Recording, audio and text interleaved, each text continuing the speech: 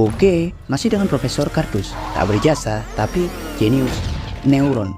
Dalam sistem syaraf, neuron merupakan sel syaraf utama yang dapat menembakkan sinyal listrik untuk menghasilkan potensial aksi untuk kinerja seluruh sistem atau organ di seluruh tubuh. Neuron adalah komponen utama sistem syaraf pusat yang bekerja pada jaringan otak, sel sumsum tulang belakang, sistem syaraf tepi, dan lain-lain.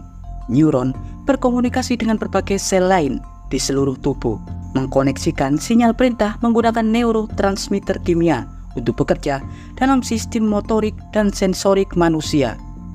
Ukuran neuron super sangat kecil, di kisaran 1 mikrometer atau 1/1 juta meter ke atas. Diketahui, otak manusia memiliki hampir 100 miliar neuron yang terhubung dengan berbagai sel syaraf utama untuk menciptakan respon dan aksi di seluruh bagian tubuh manusia, meliputi indera, penciuman, pendengaran, perasa, penglihatan, dan lain-lain. Juga berfungsi untuk mengirim sinyal motorik pada otot-otot untuk memandu berbagai gerak dan aktivitas seluruh organ di tubuh kita.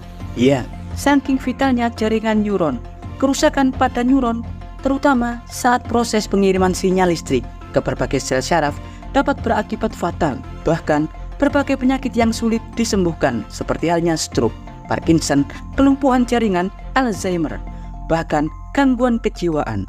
Tapi tahukah Anda, saat ini ada sebuah konsep canggih yang disebut sebagai neuroelektrofisiologi, yakni sebuah sistem elektronik atau berbasis microchips elektroda kompleks yang digadang-gadang nantinya dapat merevolusi pada sistem medis, terutama jaringan syaraf, di mana sistem ini akan diimplankan atau ditanam pada sistem jaringan otak yang diharapkan dapat memperbaiki kinerja sel neuron syaraf yang rusak hingga dapat beroperasi normal dengan bantuan jaringan chips elektronik super canggih yang terdiri dari jaringan benang tipis super fleksibel yang dilengkapi dengan 1024 elektroda yang merekam setiap aktivitas neuron di otak.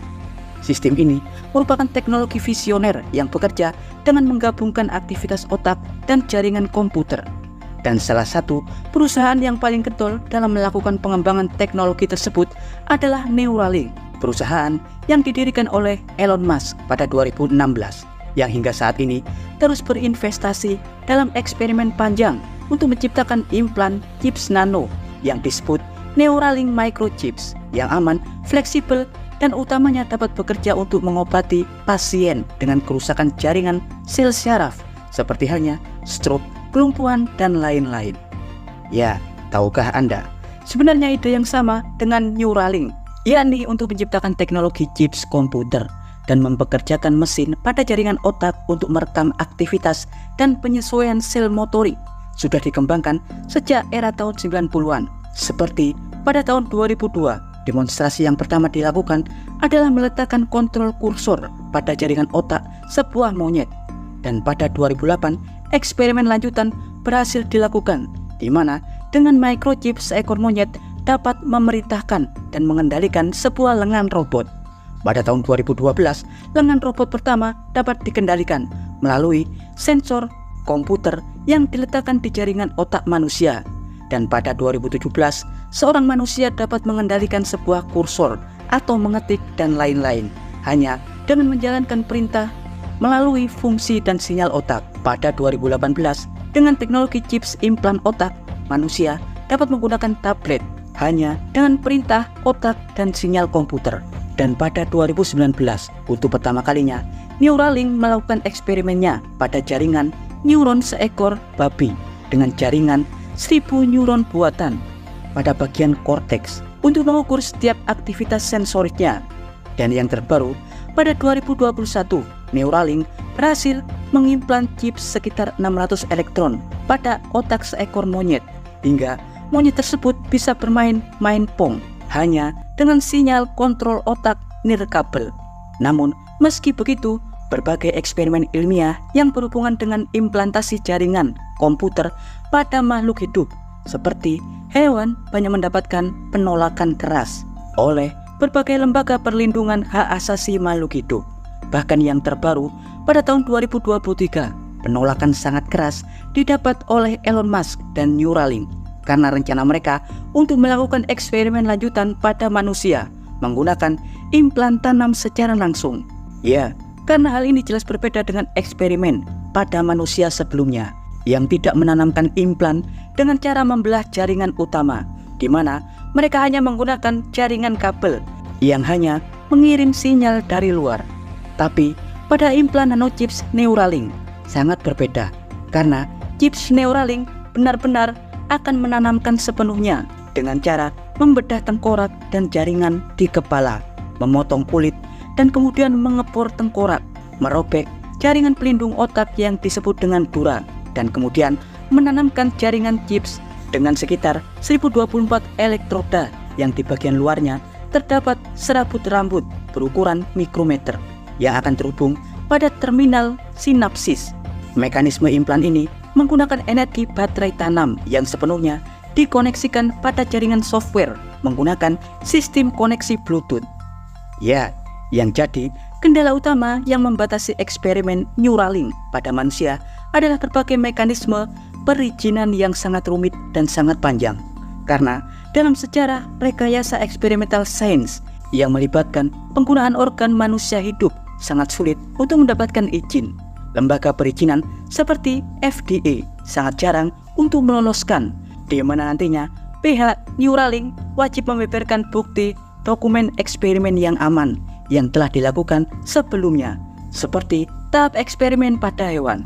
Selain itu, resiko besar juga membayangi seseorang yang merelakan dirinya menjadi objek eksperimental tersebut, seperti halnya resiko infeksi, pendarahan, dan kerusakan organ di otak. Tapi, jika nantinya proyek besar ini sukses, tentu akan dapat merevolusi di bidang teknologi medis, tidak hanya untuk penyakit seperti stroke atau kelumpuhan. Bahkan, teknologi ini juga sangat berpotensi untuk menyembuhkan penyakit seperti demensia, Parkinson, Alzheimer, bahkan gangguan mental atau kejiwaan. Ya, seperti yang Profesor Kardus jelaskan sebelumnya, jika fungsi utama jaringan neuron di otak adalah dengan mengirim sinyal listrik melalui proses transmisi pada jaringan sel syaraf utama.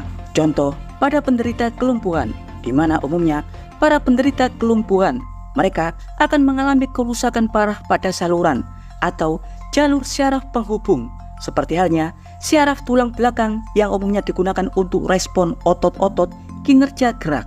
Diketahui, pada saat saluran atau jalur syaraf penghubung utama rusak, sinyal-sinyal listrik kimia yang ditembakkan oleh neuron pada terminal di jaringan sel-sel saraf tersebut akan terhambat dan tak bisa sampai pada sel tersebut.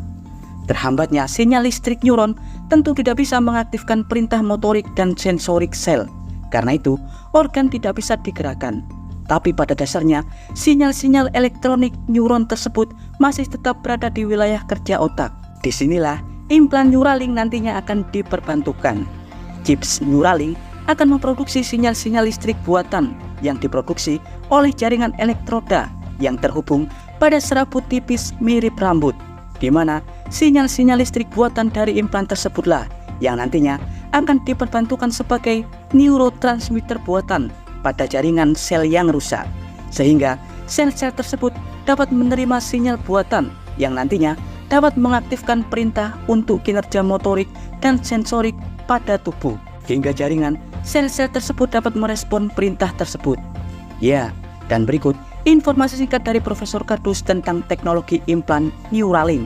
Jangan lupa like, subscribe, dan tekan tombol lonceng di channel Profesor Kardus. Tak berjasa, tapi genius. Profesor Kardus bersama Elon Musk, pendiri Neuralink, mengabarkan